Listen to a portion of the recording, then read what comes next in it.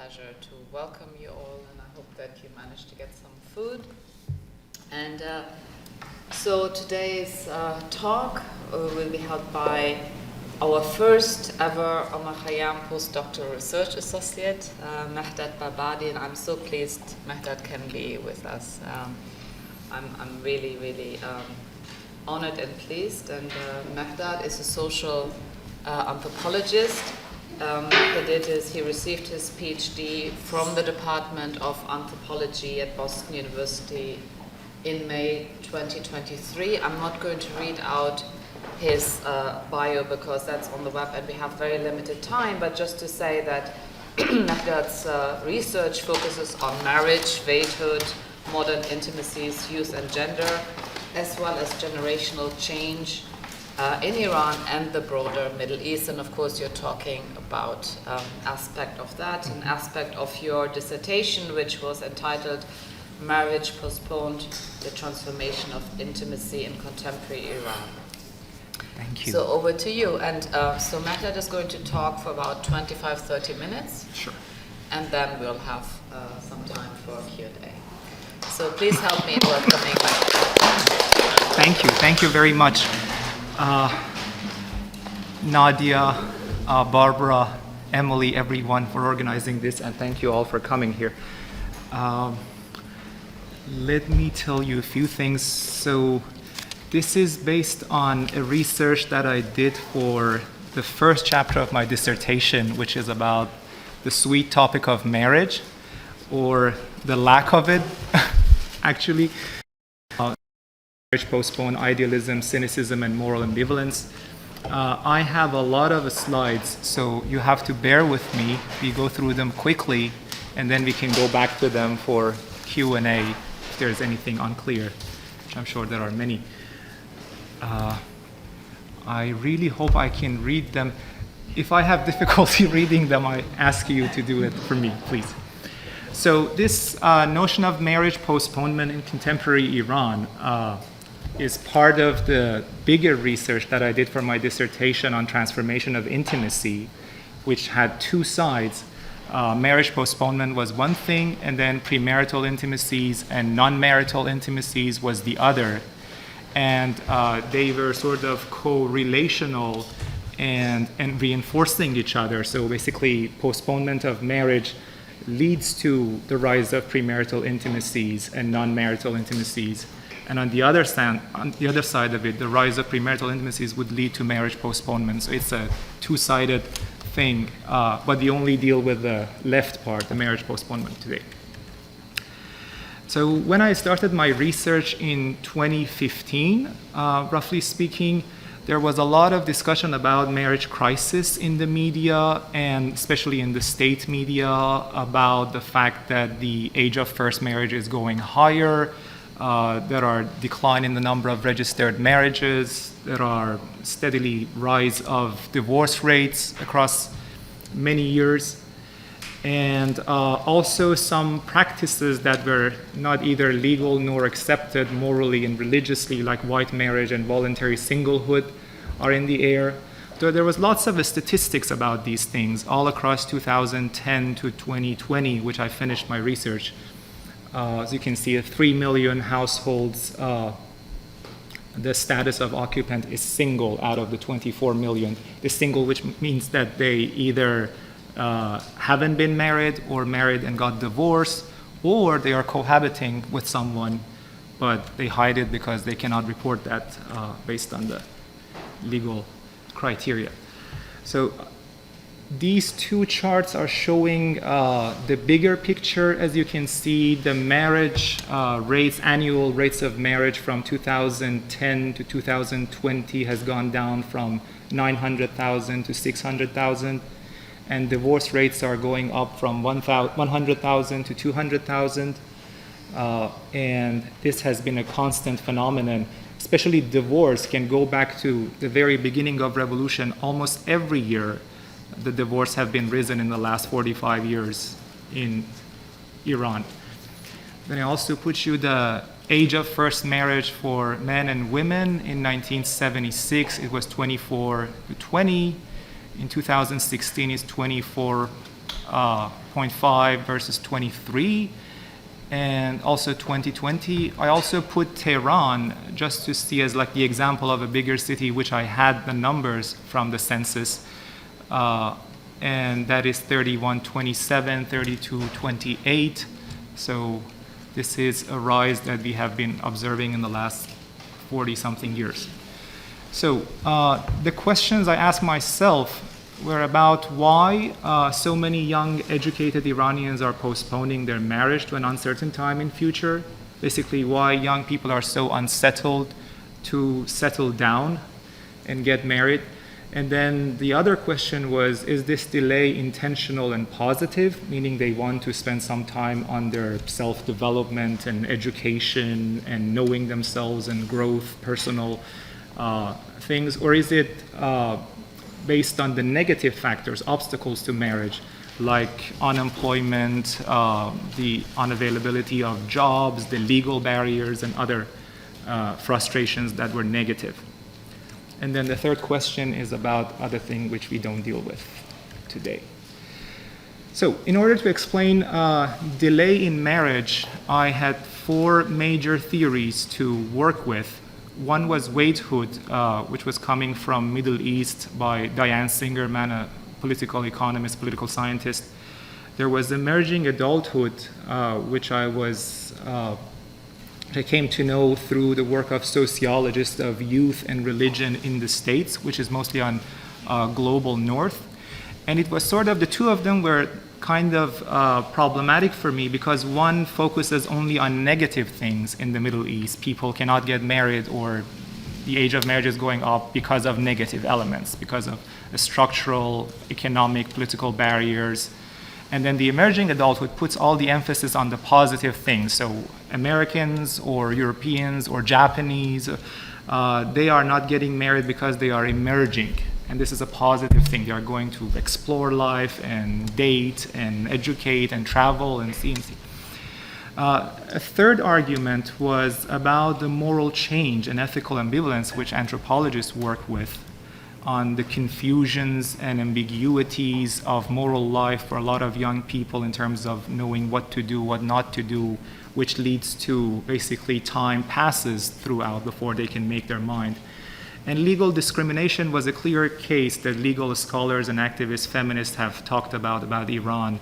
The laws are not egalitarian for men and women, and there are many elements that young women are aware of in the legal system which makes them not be interested in getting married. So waithood, as I said, it came from Egypt. The notion is young Egyptians don't have jobs, they can't work. They also can't date or have premarital sexual intimacies because their families or their culture doesn't approve of that. So they have to wait and wait and wait. It goes forever. In the case of Iran, the economist Javad Salehi Esfahani also talks about this, the fact that they are getting trapped in a 3-stage obstacles of getting into higher education, the university exams, then finding an employment, and then getting married. For each step, they have to wait a few years to get there, and it takes time. Emerging adulthood is the positive one, as I explained, and it's because the age of not becoming an adult is expanding in the US and in European countries. When it started in 2000, Jeffrey Arnott theorized about it. It was 18 to 25, but now it's going further and further. Young people don't want to marry, 29, 32, 35, and it's because they want to go for education. They do dating, and the dating typically goes in the serial monogamy. I date one person, and it works for 1 or 2 years, second person, third person, fourth person.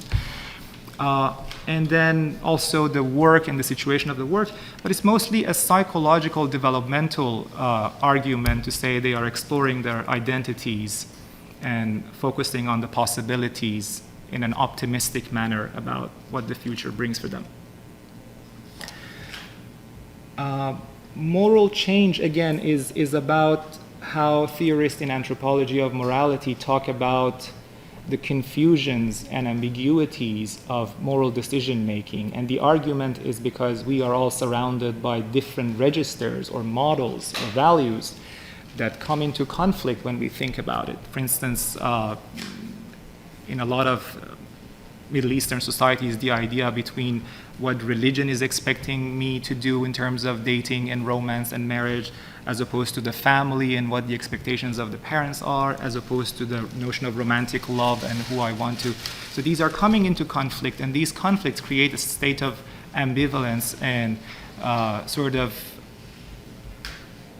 taking your time to sort out those confusions in order to move forward. And that takes the time. Legal discrimination is clear, and it's one of the major reasons people who work on white marriage or cohabitation in Iran always argue for this. They, like women, young women, prefer to enter white marriage. It's not a vastly common phenomenon, but there is a growing number of people in urban contexts who do that. And the reason for that is because they want to be in a relationship that is egalitarian, as opposed to the laws that are giving them the lower hand compared to men. So I'm entering a psychological phase, which is idealism, cynicism, moral ambivalence. But I want to assure you that I had a lot of important socioeconomic, cultural, political elements in mind that we can discuss when the Q&A comes about the state's moral control, economic situation, higher education and universities, and how it had impact on the intimate life of people. Fertility change and population control, which is a famous case in Iran, and the role of online social media. And in terms of the people I address, this is a research done between 2017 to 2020, ethnographic research and qualitative interviews with 117 university-educated young Iranians from 6 public universities. And the reason I pick public universities is because first of all, they are tuition-free or sort of like less expensive than the private ones, but they also have quota and allocations of a space for people across the country. So, for instance, public universities in Tehran, where I did my research, is not filled with Tehranians. It is like people coming from all across the country, from bigger cities to smaller cities, because there is a limit in terms of accepting students from different places. And then the other term that has been used a lot for these people to describe the group that I studied is Deheshasti, or the 1980s generation. These are the people that when I studied them were between the age 28 to 38, and they grew older. So roughly speaking, they are now 31, 32 to 42 years of age. These are the people who are entering their 30s, and the question of marriage was more crucial for them. But these are the first group of people who were born and raised after the revolution in Iran. So they had to be the perfect model of what the government, the regime, the political system wanted them to be in terms of good Muslims and conservative, gender segregated, traditional values of marriage and life, which didn't work that way. Another term for them is cultural middle classes in Iran they use, which is different from economic middle classes. They call them aspiring or cultural middle classes, which is about education. It's not about financial status, but about the educational status. More data on these 1980s generation, but we can discuss them later. Okay, so my argument was, although unemployment and other economic barriers play an important role in decisions surrounding marriage delay, I argued that psychological and ideational factors are critical to fully understand the situation of contemporary youth. And by these ideals, psychological ideals, I meant attitude, ideas, values, worldviews, and other things that have been overlooked, especially in the study of waithood, which covers the Middle East. I had many criticism coming, especially from the economists, but I provided these data to them and in my dissertation, which is very interesting. They are nationwide or citywide. So the number of people annually who get married in southern district of Tehran is higher than the northern district, which means like the poorer less affluent areas marrying more in terms of numbers annually than the northern districts, which are more affluent. Similarly, the age of first marriage is lower in less economically developed provinces. Especially there are studies about Kurdistan and Baluchistan on the two sides of Iran, that they get married although the economic situation is way worse than central, let's say, states, provinces like Tehran, like Isfahan, other places. And then another argument is that when you compare this 1980s generation with their parents who were born in 60s and 50s, you see that these parents have their children in the midst of Iran-Iraq war. They got married then in the 1980 to 1988, many of them, and they had children, although the situation of the country was devastated in the middle of the war. So the idea to say that nowadays young people do not marry because of economic reasons, or only because of economic reasons, is wrong, because their parents did a way more difficult job 30 years ago. So it's a question of expectations and what you want from marriage. The basic level is possible now, so why is it that they are delaying? And also, IRNA, which is the state news agency, famous one, said that the financial incentives by the state for marriage and childbearing doesn't help. People are not attracted to that. They don't want that to. And I brought a quote from an interlocutor of mine saying, even if economic conditions were good, we would still have lots of doubts about marriage. And so the economic factor is there, but it doesn't explain the whole thing, and it's about psychology. Or the translation of sociocultural, political, and economic elements on the personal subjects, the way they experience it. So idealism, which is the first factor I'm going to cover, comes from these sources, if you want, why young Iranians are getting more idealistic in their attitudes. One major factor is smaller family size. More attention is given to children. There are typically 2 or 3 children in the family, as opposed to the previous generation, which were way more, like 6, 7, 8. There is time and attention, financial attention, emotional attention given by parents to children so that they can explore life. They attend classes, sports, piano, learning foreign languages, which wasn't easy by young people to do it themselves. They needed the money from the groups in the society which have most of the wealth, which are parents, and they're willing to do that. So education is another major factor, with all the attitude that has been placed in it in Iran of those years, the perfectionistic attitude and the competitive attitude, the notion of cultural capital, education being extremely important, families emphasizing, the state emphasized on everybody. There are exposure to global and liberal lifestyles. This is through social media, through satellite TVs, through traveling abroad, having people living abroad.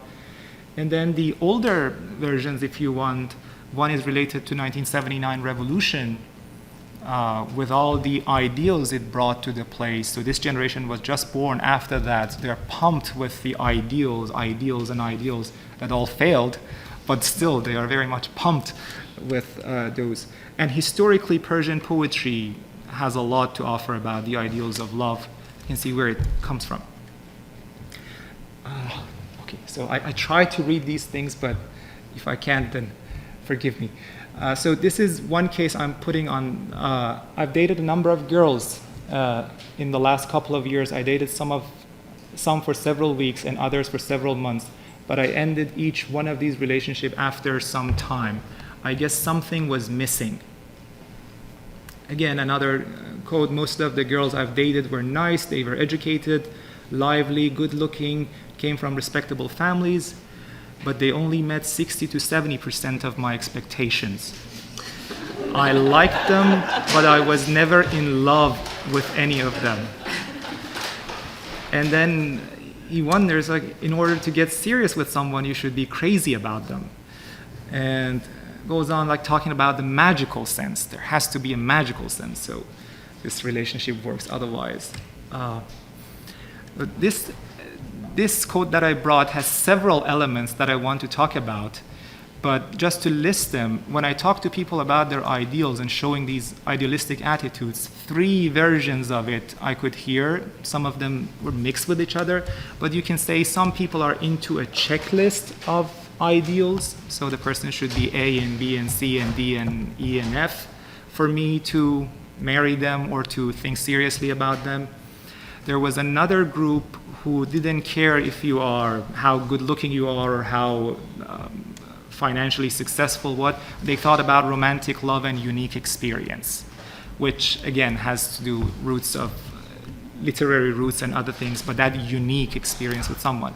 And then the third group were the people who were in a relationship, let's say dating or seriously dating each other, but are still waiting for perfect conditions or perfect understanding of each other.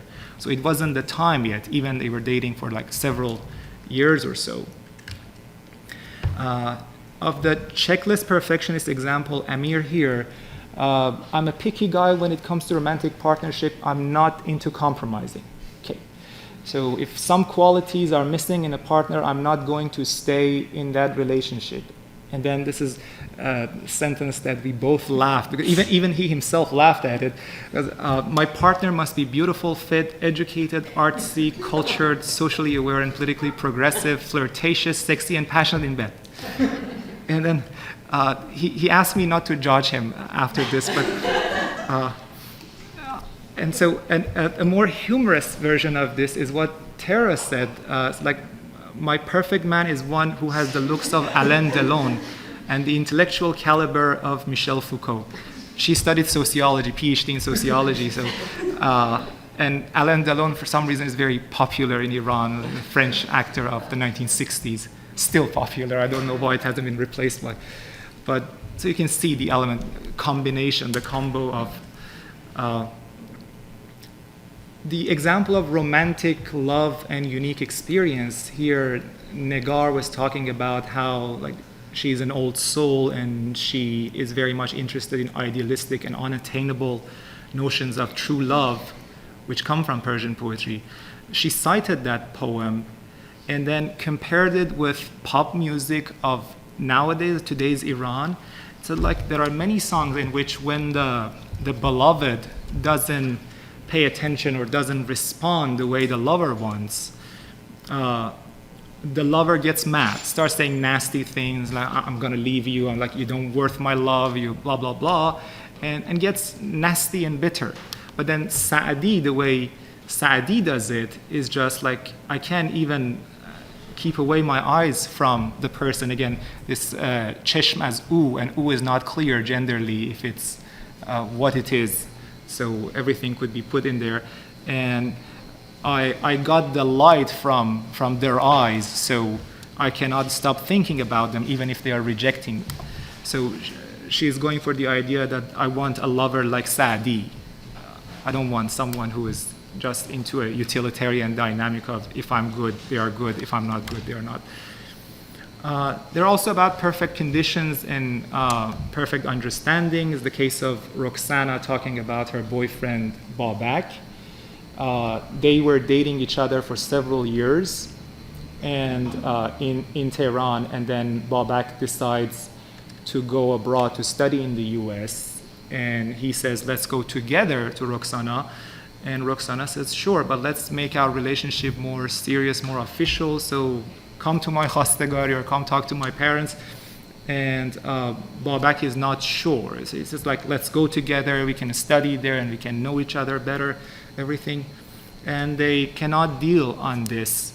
And she says, he was a fine man and I knew he meant well, but we had already been in a relationship for some years. He was trying to achieve an unattainable ideal, a certainty about marriage that guarantees that everything is going to work out in the future. He wasn't against marriage, but certainly he had perfectionistic attitudes toward it that made it impossible for him to make up his mind. So this is a case of idealism. Then we get to the cynicism, and these are for the sake of ease because all of them are intertwined and mixed with each other.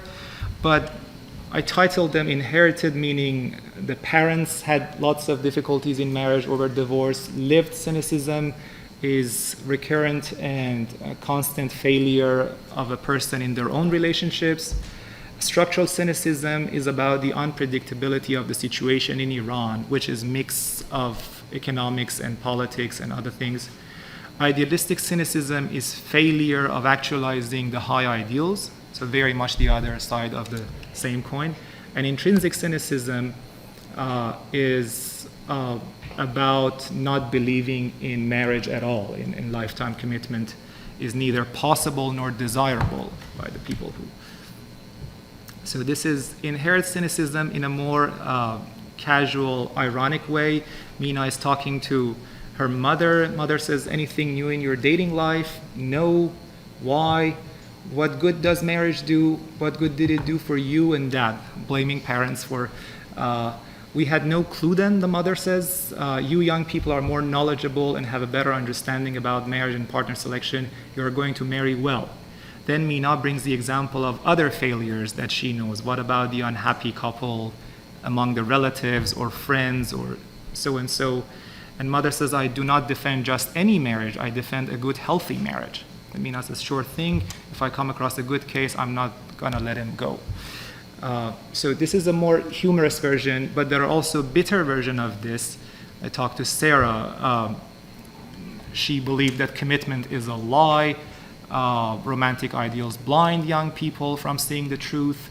What is the truth is that people are primarily selfish and that they change over time. So you cannot believe in their promises, they're going to change.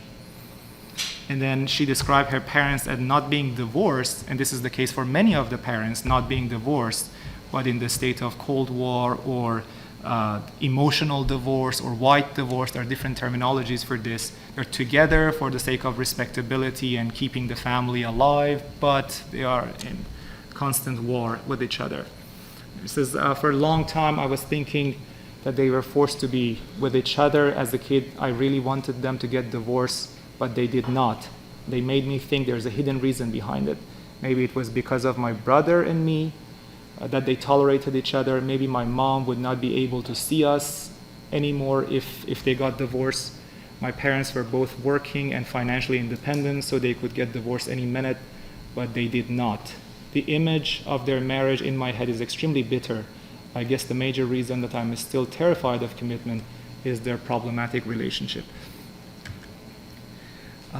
Then we have many cases like Layla who are going through stages and different experiences of failure of their own relationships. So Layla had a bunch of khastegar suitors, traditional, that she didn't like. Then she dated a guy who was telling her how to behave and how to lose weight, to tan, to speak like this, to dress like that. And then they broke up, so she started dating people online, charmers who were nice to her, but she discovered that they are seeing other people at the same time. Then she finally found someone who was a good match, an honest person, but that person had commitment phobia, and he confessed it, and after some time they reached the conclusion that they cannot get married and be together. So the multiplicity of failures is a thing that kills time, and you come to recover from each of them. It takes some time, going to the next one, failing again, and possibly not Beckettian fail better, but fail worse. And so this is the case of Sahar, who says, my sister and I have salaries and our parents regularly send us money. We can afford to pay for our room and board, but we have no idea where we will be in 5 years. So this idea of unpredictability and the lack of clarity about the future of the country, I ask her if it's an economic explanation, and she says, no, it's a psychological sense of insecurity. And then she brings the metaphor of train, says it is as if all of us are in a train, and we all know that this train is going to derail sooner or later. It doesn't matter if you travel first class, business, or coach. I always mix between couch and coach. Oh, sure. So This is Nilufar talking about her ideals that are not matching and how she fails through different experiences. And then Ali is talking about intrinsic. I have fundamental problems with the concept of marriage, especially with the exclusive commitment. I think it is not compatible with human nature. Things like marriage, romantic love, exclusive relationship raise false hopes and expectations in us, and in turn lead to a sense of cynicism and disappointment. So these are cynicism, and then there are cases of moral ambivalence. The traditional ways of marriage in Iran are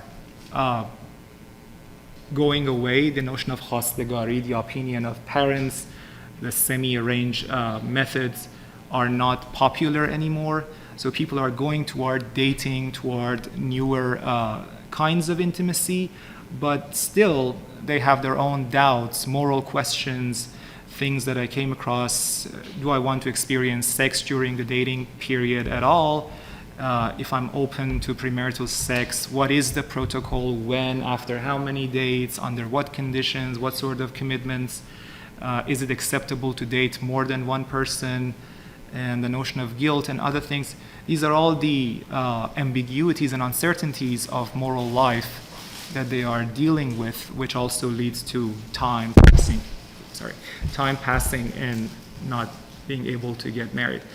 I have 3 cases here. One talking about the confusion between the notion of security, having a partner, as opposed to freedom, dating multiple people. Another one confused about open relationship and the doubts and problems that she experienced in an open relationship.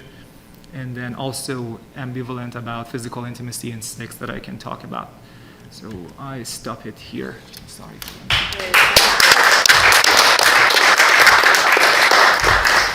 Thanks so much, Mehrdad. While you're thinking about questions or comments, I'll maybe kick us off.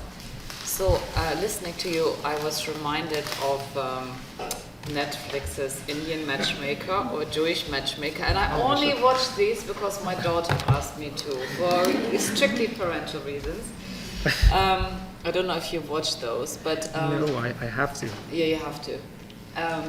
So, I guess the question is, I mean, because so much of the kinds of ambiguities or cynicism, and also the checklist, like having, has to be good looking, smart, and all this was, very prevalent in these series.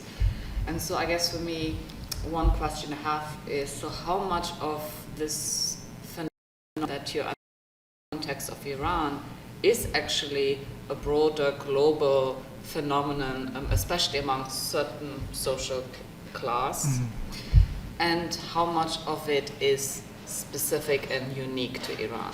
Okay, so that's the first question. And my second question is, you provided us with quotes from several people that you interviewed. I mean, I can't help but wonder, so how is it gendered though? I mean, there must be, do gender norms and relations impact the way that different men and women experience these various ideational and, but also, of course, economic, political, social pressures? So, thank you. These are 2 very important questions. To start with the first one, I put waithood and emerging adulthood, those 2 theoretical frameworks from Global South and Global North, because I was myself part of a conference at Yale in 2018, which this book came from. Oh Lord, now I can never get there. This book on the top right, Waithood by Berkhan, Marsha Inhorn and Nancy Smith-Hefner, is because they were also pissed off of this division, because they saw many elements, many positive elements exist in the Global South, and many negative elements, including the student loans and debts in the US, for instance, or the idea of not being able to find a job, switching from one to the other is also the case of many US, European, Japan, and other places. So this book came out to broaden the definition of waithood from political science and limitations of economy to a bigger thing. There are even chapters on highly educated American women. Marsha Einhorn wrote it, and how they postponing marriage and egg freezing and things. So I think a lot of these elements are global and is happening to lesser or more degrees in different places. And there are various responses to that and there are unique elements that you can always see. In the case of Iran, I can say the insistence of the state on forcing its moral vision, although even the state itself knows that it's so outdated and uninteresting and not popular. Its media, its rules, its morality police, all the logic. That's very Iranian, or maybe to some other restricting state policies across other countries. Another thing which was unique, which I wrote a chapter on, is this crazy, self-annihilating notion of love, which is, again, it's not everybody is like that, but both the ideals of it and when you fail in it, the cynicism of it was very Iranian. But then I totally agree with you, the checklist is very common across many parts of the world, and in everyday conversation, probably all of us are exposed to people who say, we want these. And your second question about the section on moral ambivalence is the part, because it's very much gendered, because men are pushing for sexuality and women are stopping and say, like, okay, let's make it clear, and then the idea that the answer comes back like, okay, aren't you not modern? Don't you think that this is modernity? Like, you're educated, you're sophisticated, you live here, you study abroad, blah, blah, blah. And then the whole confusion. The other thing is that they start a relationship with each other. And on many occasions, men are running away from settling down and getting serious about marriage. Part of it, in some cases, for being players or interested to experience other things outside that, but in other cases, like a very genuine fear of commitment that comes from their parents or the experience that they had. That was very much gendered in many of the cases I experienced. And there is another one, but I will come to it. Okay, great. Hope I answered some of it. Yeah, no, absolutely. So I suggest we take now a number of questions or comments. Yes. Thank you so much, Mehrdad. This was very exciting, especially because this is a kind of conversation you would hear in a daily manner, just calling back home and people are talking about this, and you're bringing it here like in a more academic and still very engaging way. So thank you for that. My question is actually very much related to Naja's first question about uniqueness of it. And I was wondering if you engaged at all with conversations about modernity in Iran, because I feel like it's interesting, like a lot of people, not specifically about marriage issues or like marriage postponement, but a lot of ways that like after the revolution, different social issues have been unfolding in different ways, as if it is like out of the path that Iran was going through. And it's like apparently like the 1979 revolution can be seen as a rupture towards Iran's modernity, or was it a step forward? Yeah. So in that sense, I feel like there were like three different ways that I noticed people would go about it, and I was wondering if you, for example, saw it as a form of like, let's say, malfunctional halfway form of modernity that would put these factors in line with a lot of like, let's call it malaise or symptoms of modern society, or if you want to say it in a positive way, an outcome of a modern society, which would go, I think, like in your idea of global north societies. Like, so that would be the overlapping factors with other societies, not specific to Iran. Or if you would see it as a localized or legible and legitimate in its own way form of modernity that Iran has kind of like took like an embrace after the revolution, that is its own form of modernity, and these are the ways that people are reacting to it, let's say in terms of marriage, right? Or if you would see it as a stance against a modern culture that in a way, is doing the same thing. Yes, like marriage age is being postponed in a lot of places, but Iranians do it in these very specific ways of, let's say, legitimizing it or rationalizing it, which is different from other societies. So in terms of uniqueness of how people's lived experience of postponement in marriage. And the second one was about the Persian poetry, which is very fascinating to me, and I think that's exactly where you get to the local part, as you mentioned later too. I was wondering, I mean, I think we can say that arguably Iranian poetry, Persian poetry, is about suffering, or it's aspirationally towards suffering and longing, and not being together. It's not about togetherness, right? And I feel like it's always been there, but how the meaning of it has changed based on the new context of the Iranian society would be fascinating, because people have always been romantic with those notions, right? But how is it different now in terms of postponement of marriage? Because, you know, like, if Iranians for centuries have been, you know, cultivating these notions of love and suffering and longing in a way that is not about being together, it is not about marriage necessarily, actually, absolutely not about marriage, then how is it changed? How would you see that in line with the very specific context of post-revolutionary era? That's two very interesting, insightful, and difficult comments and questions. No, sure. I start with the poetry. So there's several things about it. One, as you mentioned, the notion that the Persian poetry is about not reaching, not getting to the other person, whether sexually or romantically or marriage-wise. So there's always a distance, and that's one crazy element which is unique. The other thing is the notion of ambiguity in terms of the gender pronouns, in terms of the objects that are available there, people that are there. Very much that when you read, I think one of the arguments that the Persian poetry is still, like a poet that has been written 1,000 years ago, still is readable, and people, not only sophisticated people, but elementary school kids read it in the school and other places and find it interesting, is because it's ambiguous. So that ambiguity allows for lots of interpretations. A religious person can interpret it religiously and say this wine is about the divine, that secular person reads it as like, no, this wine is. Then there are notions about amrads and young boys and things that Mehrdad Babadi and others have written about. Who is the beloved? Who is Saqi, the wine bearer? And also, it's a detective story, a lot of interesting love that comes in the form of a detective story, which nothing is clear, and it makes it attractive for the person to enter. But another element is that nowadays, and I notice this is I have another chapter on Persian poetry in which I talk about the pessimism related to Persian poetry.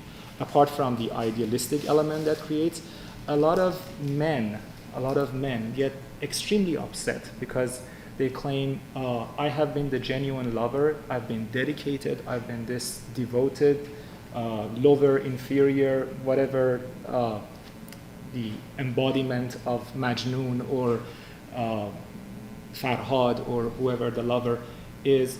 But then that's not what women are looking for. They are looking for someone, or they don't appreciate the quality that is hidden there. They are looking for money, they are looking for prestige, they're looking for looks, they're looking for materialistic elements, and they don't. And this is a confusion for a lot of young men that I noticed that, okay, should I do this? Should the relationship, especially when it comes to modern dynamics, should the relationship be egalitarian? Because that's something that a lot of modern people understand with regard to, you don't want to be higher, but you also don't want to be lower to the other, inferior to the other person. Whereas like in Persian poetry, that's how Farhad or Majnun, they're crazy and they are just sort of selfless. So this is a mixture between the two types and how people want to synthesize between them, how they want to be a lover who is dedicated, but at the same time has something to offer, and what their aim is. I don't see a lot of people aiming for nothingness. It's not that people are trying to say like, I want to date that person romantically, like Persian poetry, and then go away and say bye. Hardly I had cases who have commitment phobia, and I had cases who had other issues of postponing or playing with this. But yes, I think there's a strong sense of confusion between different possibilities, and the syntheses are yet to come. They are not out there. I forgot your first question. Modernity. Modernity. Allow me to think about it, and I will come back to it. Yes, please. I actually want to pick up on that question about the poetry, because thank you, Mehrdad. This is very thoughtful book and research. And I actually, full disclosure, I went to college and I schooled in Iran, so like a lot of this resonates for me. And I got from the Danish chassis, the 80s, basically millennial. But I want to stick with that for a second, just because I'm also thinking Farhad and Majnun, yes, they place themselves inferior, but also a lot of their behavior can be read as properly abusive behavior, right? Yes, Stalking yes, and pressuring yes. someone. And that is actually the counter of this. Is Yeah. when you are, so these men that are profane, it's almost like the incel behavior, where it's like you are met with these proposals of, look at this age-old love I have dug out from under the ground for you, and this is the person you're meeting for the first, not for the first time, but who's expressing feelings for you for the first time, and that's what they come away with. And if you push it away, if you reject that, that becomes part of the psychological play for them, and now they have to come after you more. So I'm just curious on that topic, if the notion of abuse at all came into Yes, this yes. reason for delaying marriage and kind of being suspicious of these relations, especially Yes. from the gender perspective of it. Yes. And then another question, kind of going back to what Nadia was saying, one of the words that jumped out in your presentation for me was perfectionism. The perfectionism associated with getting into a good college, with studying so hard to attain that, like, particular state, but that perfectionism is also in a lot of ways at play differently in Iran right now.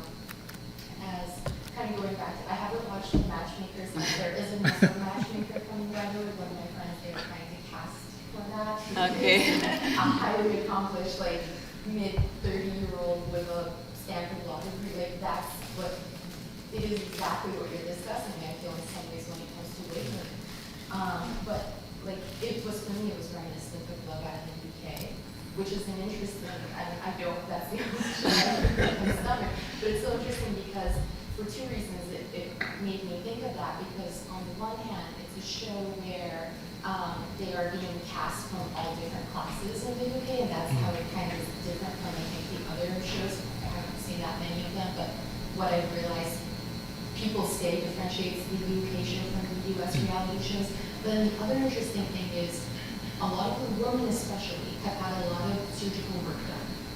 And they attest to that. They are not at all shying away from it. And in Iran as well, like, this is the country where you have the highest and most jobs per capita, right? So in that sense of being able, like, moving towards that perfection, it's not just on the level of, oh, are you studying well? Have you learned to play? It's like very kind of like aristocratic European, Victorian, do you play the piano? Do you cook well? Do you do this? But also, have you, like, surgically enhanced yourself? Do you look perfect? Right? So it's all these things coming into play, and I'm kind of thinking of that on the gender perspective of this move towards perfectionism, because I'm also thinking of how marriage isn't being interesting within any of these examples. Well, it's almost like they're all considering it as an end stage, rather than this is one thing that you do, and then you keep moving towards those ideals together. It's like you have to have reached that ideal independently, and then your ideal has to match up completely with another person's, and then you're perfectly formed, right? So, like, I'm curious again if your work has, like, if you have thoughts on any of this, and then my last kind of, like, tying it all together is, like, with the question of gender, we have the revolution, migration, and war, and I'm just, again, wondering how the work kind of addresses that, in the sense of especially young women in Iran, post-revolutionary, a lot more women from, as you mentioned, like, their quotas, so, like, they were able to come to the city to study. And I say this because when I was in college, oftentimes I felt my friends who were from other towns, other cities in Iran, had more freedom to go out and date and do things than my friends from Tehran who had to go home after classes, right? So they had a different kind of freedom to explore everything. So again, just kind of wondering about that, and then when the women do end up, because of as a result of all of this, they are more financially secure at the end of the day. So kind of going back into that weight that you were talking about. So I know that was Okay, a so lot, but this is thank just you. very rich. We are running out of time, Sure, so I just want to actually gather all the questions, Sure. and then I don't expect you to answer all of them, but you know, it will help you to think. So, yes. Thank you so much for a very rich presentation, and you beautifully mapped this broad range of motivations that drive people to postpone marriage. And I would imagine that they are not necessarily exclusive, so that many people would combine with different types of, and Exactly. that it's both context dependent but also motivated by the larger structure, what you feel, which justification you feel. Which justification to provide. But I was wondering in this respect whether you followed in time your interlocutors, whether you actually followed people who after postponement would then tied a knot. Yes, And yes. then what would it say about actually for what reasons they were kind of postponing, or whether it would give a different end? Yeah, very Thank interesting you. question. Thanks. This is just, I look forward to following up with you on lots of things. This is just great, and we have much discussion. But particularly because you were giving us insights into values and norms and this data, I was wondering what that intersection might be with temporary marriage. If you looked at Yes. that, you didn't say too much about the religious part of True. values and norms. So it's a question. Very valid. Any other questions? Yes. I have many questions, but I will share them with Mehrdad later. So I feel like there seems to be this impossible combination of this mathematical calculation that includes like percentages and checklists and things like that versus the magic, the referring to Persian poetry, Yeah. the ideals, Alain Delon, nostalgia. So these two might be impossible to merge. So can you maybe unpack this tension a bit more later with us? Sure, I would say, sure. not to answer Sure. right now. Mehrdad, you have 3 minutes to answer Oh, the question. Lord. So please don't feel you have to answer all questions, but maybe you can talk Sure, to some. sure. I apologize for having that memory of a potato, but I try. So, starting with the gender issue that you brought up about the abusive behavior that Persian, this is very valid. Actually, when I was doing my research, the case of Namju happened. A very popular musician, singer, extremely popular musician, who went through many women came up and Me Too'd him, and he lost all of his reputation and position and places, his concerts, everything got canceled. And then a file came out, a private conversation of Namju with a friend, talking about the exact same thing about no doesn't mean no in Persian. And so that was the argument. And then he goes through the fact that, when the beloved says no, it means that the lover should go and more devotion and things. But this actually came in one of my interviews. I was talking to, maybe it's Mina, who comes to Tehran from Lahijan. And there's a guy who is trying to approach her. And he tries and she's not interested. He's okay, respectful, but he still goes back and talk about this. And then comes the group of friends, mutual friends that they have. And the whole weight of this group goes against Mina because Mina is not accepting. So all the friends, men and women there, was like, why are you so stone-hearted? That's the term, sangdil. Why are you so stone-hearted? He loves you and he's crazy about you and he's decent and genuine and all that. And then it's interesting, she wrote me a poem which is popular from Hafiz, which the translation, I have no idea. صبحدم مرغ سحر با گل نوخاسته گفت ناز کم کن که در این باغ بسی چون تو شکفت.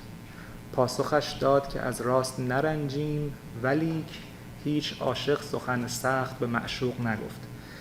Just the translation of the very end of the poem is that there's this proud flower in the garden, there's the nightingale. The nightingale says, don't be so proud of yourself, there are many beautiful flowers in the garden. And the flower says, yes, but that's not how a respected lover talks to their beloved. So it's basically the ethics of intimacy is very much in here. It's the notion that, okay, you are there, but there is an ethics. And it's very much in Hafiz, in Rumi, in others, that when the beloved decides, it's their decision. It's their decision, and no matter how hard I try, I have to leave and go. So there is an interesting difference, and then there are so many abuses and misuses of Persian poetry to say, look, Farhad did that, so I have to do it. And it is still common and accepted by many men and women as the way to approach this question. So I had it, and there are interesting nuances about it. Lord. You really just have 2 minutes. 2 minutes, okay. And we're already over. I mean, maybe afterwards, you can linger and talk. But some of us, including me, Sure. have to. Oh, with regard to following the interlocutors, one question. Yes, I did it with some people, and I can tell you this is the pure weakness of the interview. I confess to it. I met some of these people after 3 years, 4 years, and talking to them. And I was talking to one of them complaining about something. I said, remember you said that? And she said, did I say all this? And please don't write that down. That's not how I think. And this is a genuine problem with interviews, as opposed to the longer ethnographical or longitudinal interviews that some people do and go back to the same group of people. I had that. I had people who stood on their opinions. I had people who were disappointed or demystified, but they got married after some time. So all sorts of groups are there. But I see that as a weakness in interview, that it gives you only the, if not the mode of the second or minute or the day, at least the big, the contemporary, the momentary notion of what they think about. And please come back to me and ask your questions. I forgot many of them. I will answer. I stay and answer. Yeah. Sure. Okay, great. Thank you, Thank everyone. you.